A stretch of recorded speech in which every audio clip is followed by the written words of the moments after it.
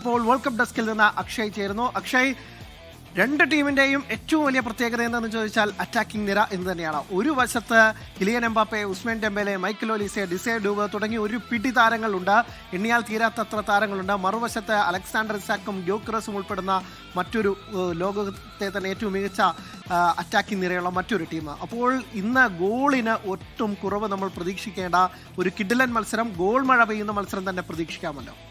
അല്ലെങ്കിൽ ലോകകപ്പിൽ ഏറ്റവും കൺസിസ്റ്റന്റ് ആയി കളിക്കുന്ന ടീമുകൾ ഒന്നാണ് ഫ്രാൻസ്. അവരുടെ മുന്നേറ്റം നിലനിൽ രണ്ട് താരങ്ങൾ, ഉസ്മാൻ ഡെംബലെയും അതോടൊപ്പം കിലിയൻ എംബാപ്പയും, ഒരു ഇരട്ടക്കുഴൽ തോക്ക് പോലെയാണ് രണ്ടുപേരും. എതിർ പ്രതിരോധ നിരയെ കീറി മുറിച്ചുകൊണ്ട് ഗോൾ അടിച്ചു കൂട്ടുന്ന രണ്ട് പേരാണ് അവരുടെ മുൻനിരയിൽ കളിക്കുന്നത്. രണ്ടുപേരും ഇതിനോടകം 4 ഗോൾ ഈ ലോകകപ്പിൽ നേടിക്കഴിഞ്ഞു. ഉസ്മാൻ ഡെംബലെ അവസാന മത്സരത്തിൽ നോർവേയോട് നേടിയ ഹാട്രിക്കിന് പിന്നാലെയാണ് ഇപ്പോൾ സ്വീഡനെതിരെ കളിക്കാൻ ഇറങ്ങുന്നത്. ഈ ഒരു അറ്റാക്കിംഗ് നിര വെച്ച് അറ്റാക്ക് നിരയോട് സ്വീഡൻ എങ്ങനെ പിടിച്ചു നിൽക്കുമെന്നാണ് പ്രധാനപ്പെട്ട കാര്യം. പ്രത്യേകിച്ച് സ്വീഡന്റെ പ്രതിരോധ നിര 3 മത്സരങ്ങളിൽ നിന്ന് 7 ഗോളാണ് അവർ വഴങ്ങിയത്.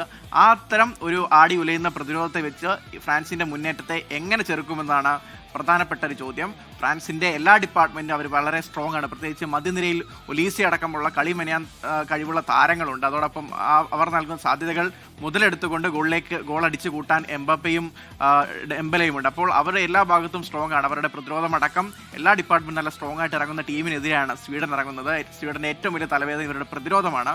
മുന്നേറ്റ നിരയിൽ വലിയ ആശങ്കകളൊന്നുമില്ല. ഗ്യോക്കറസും അതോടൊപ്പം അലക്സാണ്ടർ ഇസാക്കും ഒക്കെ തകർപ്പൻ ഫോമിലാണ്. ഗോൾ അടുപ്പിച്ചും രണ്ട് താരങ്ങൾ അവരുടെ മുൻനിരയിൽ കളിക്കുന്നുണ്ട്. പക്ഷേ അവരുടെ പ്രതിരോധമായിരിക്കും ഏറ്റവും വലിയൊരു ആശങ്ക. സ്വീഡന്റെ പ്രതിരോധവും അതോടൊപ്പം ഫ്രാൻസിന്റെ അറ്റാക്കിംഗ് നിരയും തമ്മിലുള്ള നേരിട്ടുള്ള മത്സരത്തിനാകും വേദിയാവുക. 2:30 ഇന്ത്യൻ സമയം പുലർച്ചെ 2:30 മത്സരം നടക്കുന്നത്. മികച്ചൊരു മത്സരം തന്നെ നമുക്ക് പ്രതീക്ഷിക്കാൻ മതി.